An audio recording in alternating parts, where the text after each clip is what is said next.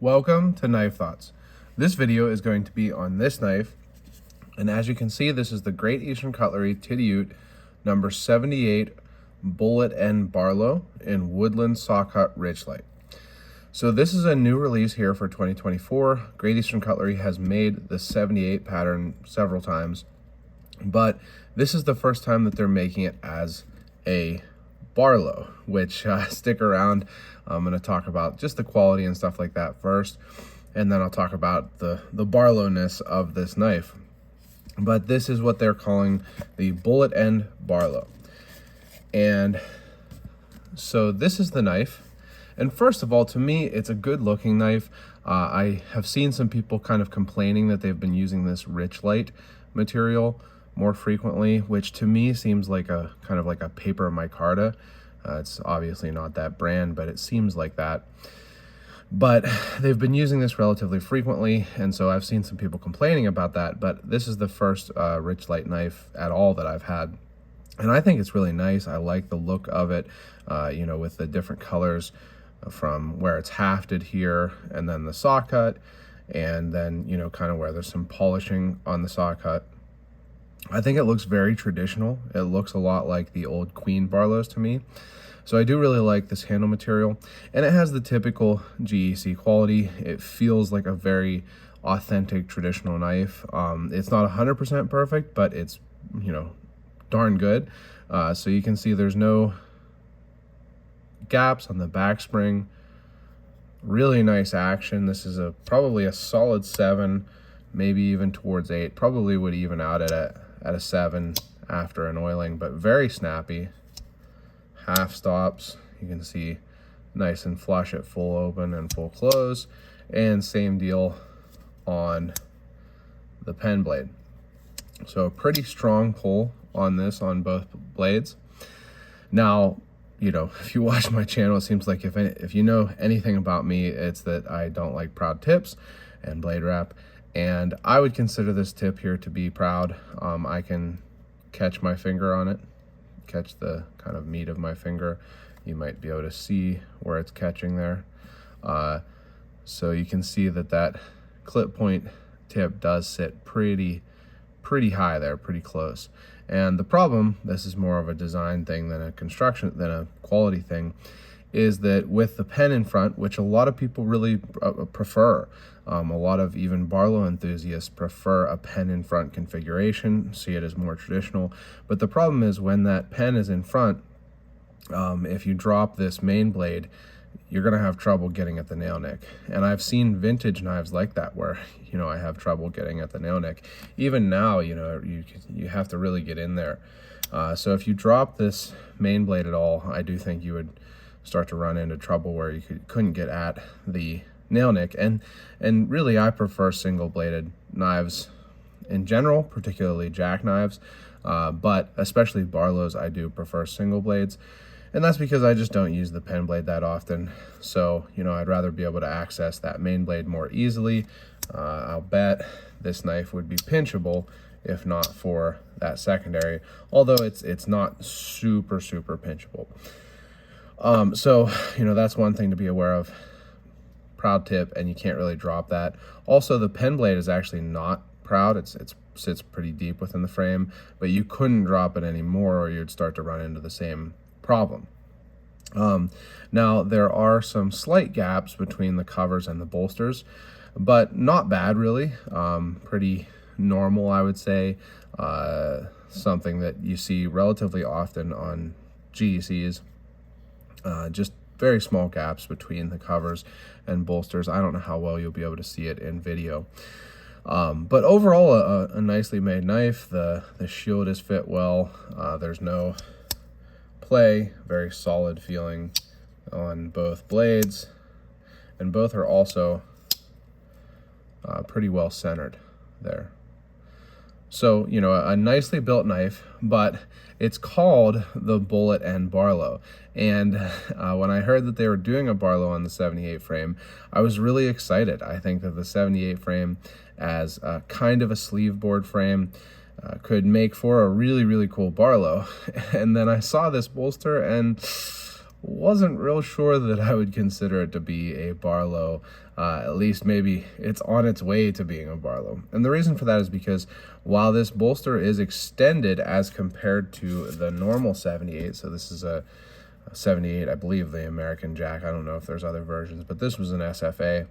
You can see that the bolster is certainly extended. It's probably twice as long as the normal number 78 bolster, but it really just doesn't measure up proportion-wise to other Barlows. So typically the kind of rule given is that the bolster is a third the length of the handle, and it turns out that that is actually true for all of other GEC's other regular size Barlows. Now the Madison Barlow that they did for Northwoods and the Cowboy they did for Remington, little bit less than 1/3 the handle length, but the 14 and the 15, being that they are derivatives of each other basically, both have over 1/3 handle length actually.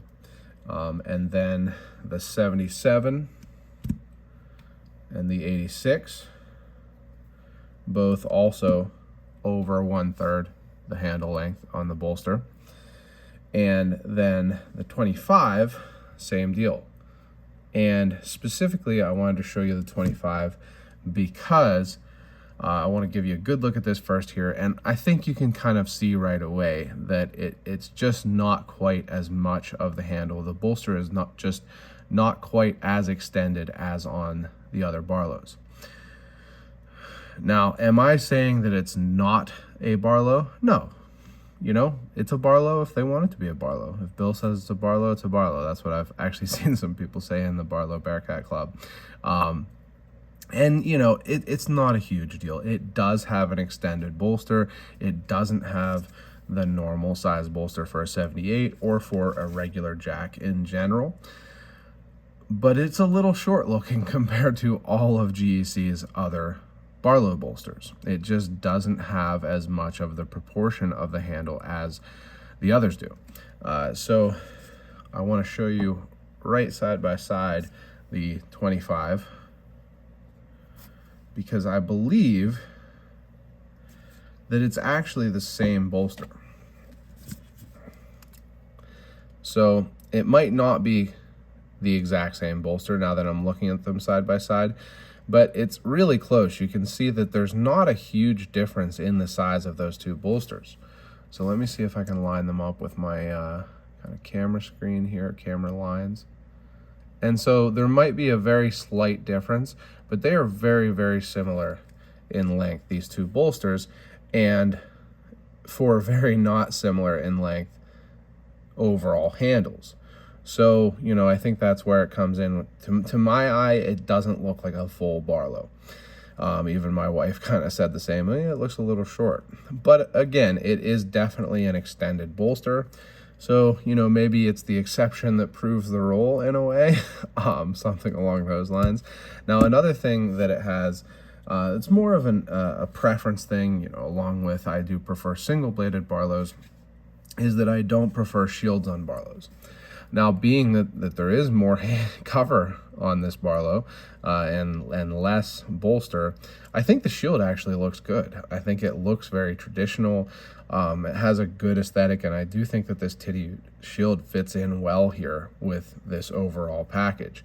But generally on a Barlow, and especially a Barlow with a more full Barlow aesthetic, however you want to say it, I don't prefer shields. Now, that said, it's definitely something that you see. I mean, Case seems to refuse to make Barlows without shields. So it's not that you don't see Barlows with shields, but I don't prefer it. So that's another thing that kind of throws the look off a little bit to me. So just some thoughts on this. I actually have an article coming out soon about what makes a Barlow, and these that I showed here are great examples of very traditional Barlows. This is the Gradation Cutlery number 78 Bullet End Barlow you know, and it is a Barlow, definitely a Barlow in name, and it's trying. It's really trying to be a Barlow.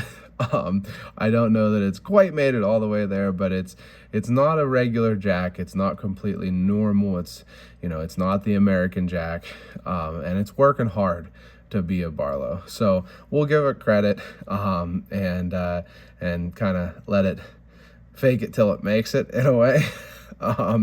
But definitely a cool knife. I think a very classic looking knife as usual from GEC. And if you are looking for these, they're still dropping. This is the first of this run. This is the first variant of this run that has dropped. So I definitely recommend trying to get one if it's something that appeals to you. This Rich Light version seems like it might be the easiest to get, and the other ones might be more difficult. But I got this from JSR Sports and More. Jamie got to talk to at the Rendezvous this year, and so that's always nice. And he has great prices. It was like $150, I think. So, you know, they probably will go, maybe it was 140. Yeah, I think it was 140, and then Knife Ship Free was like 136. I didn't get one there, but they're going to go up from there. Those are probably the lower prices, but good luck getting one if you are interested in getting one. If you like Barlows, make sure you check out the Barlow Bearcat Club. I'll have a link in the description to learn more about that. Speaking of that, make sure you check out knifethoughts.com, where I write articles on knives like this and knife-related topics, such as what a Barlow actually is. And make sure you subscribe to the newsletter there via email. That's the best way to get all of the knife thoughts. And last but not least, as always, don't forget to go out and do good.